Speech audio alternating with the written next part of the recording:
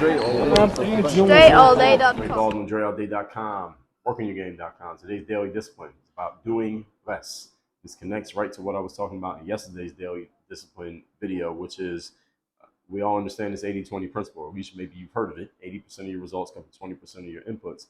And for us to get to our highest level of achievement, it is not a matter of you doing more and working harder and putting in more time. It's not a matter of you waking up earlier and going to bed later, even though you may be doing that, depending on what you're focusing on. Maybe that can be a good strategy for you. But for most people, that's usually not the solution. For most people, the solution to your challenges or your problems or the key for you reaching whatever goals you have is not for you to do more. It is not for you to work harder, show up earlier and stay later. That is not the key. It is not for you to double down on effort. And the reason that we know that this is not the key is because if you look around at life, this is what most people do when they're faced with a challenge, right? Most people, when faced with a challenge, they either decide to, or they resolve to, or they claim that they're going to. Now, not everybody actually does it, but they all say, what? I'm going to work harder. I'm going to show up earlier. I'm going to stay later. I'm going to be more consistent. I'm going to be more disciplined. I'm going to get more focused. I'm going to get more motivated. Notice what all of those have in common. They all involve you doing more. Everything is about more. Do more, work harder, go stronger, believe in yourself more. They're all matters of more. Here's the reason why that's a bad idea. A couple reasons why it's a bad idea. Number one, this is what most people do. And what have I told you about most people? You don't want to have too much in common with most people. The things that most people do that involve money, success, achievement, accomplishment, forward progress, and let's just say those. You don't want to have too much in common with most people on anything that they're doing when it comes to those areas. You don't want to have too much in common. Don't do it. So since this is what everybody does when they're trying to accomplish more, they think they just got to work harder and just accumulate more, put more resources into it. That's the wrong idea, number one. Number two, because this is not new. Everything that I'm telling you here, people have been doing this for decades. This has been the resolution that people have. When something's not working the way they wanted to, they just work harder, and hope that that is the solution to the problem. And if you look around, you do your history, you'll notice this usually does not solve people's problems. The challenge with this is that a lot of people who, when they become successful, you ask them how they became successful, they start talking about how hard they worked and how early they showed up and how much effort they put in, as if that's the reason why they became successful. That's not the reason why they became successful. If you actually look at what they did versus what they said, you'll notice a discrepancy.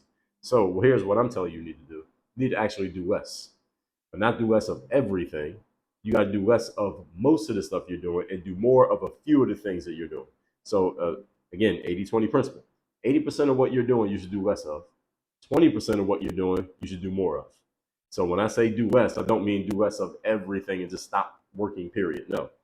Work more on the few things that are essentially helping you move forward, and work less on all the trivial things that take up most of your time, most of your energy, most of your attention, but aren't actually doing anything for you. That's what I mean when I say do less. And if you look around at life, you forget about other people, look at yourself. Think about what you're spending. Don't even think about it, actually. Get out a pen and paper or your phone, open up a document, write down what you do every single day, actual activities that you do every single day. And many professional development coaches and programs, and I've been in several of them, almost all of them have some form of taking you through an exercise like this. Look at the things that you're doing on a daily basis and notice how much of them are not really moving the needle forward for you. They just make you feel busy and like you feel like you're doing something because you're doing something. But is it actually helping you get anywhere? For the most part, the answer is no. It's not helping you do anything. So you need to do less of those and more of the other things. Now, even though this sounds very simple, why do people not do this? People don't do this because I just told you yesterday that many people have an emotional connection, a habitual emotional connection to certain activities. This is why habits are what they are. 85% of what we do is habitual and unconscious. So we get so used to doing certain things that it's hard for us to break the habit, not because we need to do it logically, it's because we need to do it emotionally, because we're so used to doing things a certain way.